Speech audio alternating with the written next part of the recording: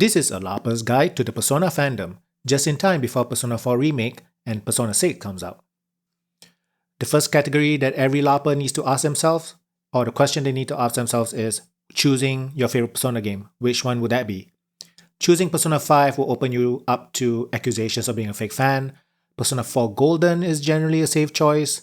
And Persona 3, especially Fez on the PS2, is the actual top choice for real fans. Bonus tip, you can actually mention Persona 2 Innocent Sin and the sequel Eternal Punishment to really mess with real fans' heads. Most Persona fans don't know the existence of these games because they actually think the series started with Persona 3. Choosing your favorite confidant and social link, aka waifu. When the fandom talks about their favorite confidant, 90% of the time what they actually mean is best waifu. There really are only two real options here, Tae Takemi and Sadayo Kawakami. And this is because they're about 30 plus ish, both of them.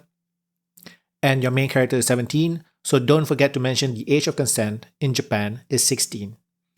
Honorable mentions include Ichiko Oya and Chihaya Mifune, again because they're both older than the MC, but because they're a bit on the younger side, they're generally not top choices for fans.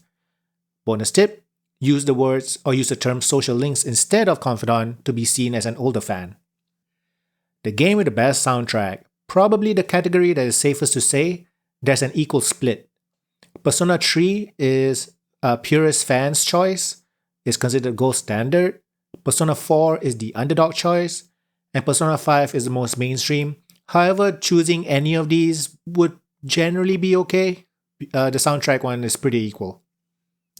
Choosing your favorite main character. Persona 3 and Persona 4 MCs are generally the safe choices here. Persona 5's Joker, if chosen, will be frowned upon. You will be looked at as a normie, just because most times when fans choose Persona 5, they are considered fake fans.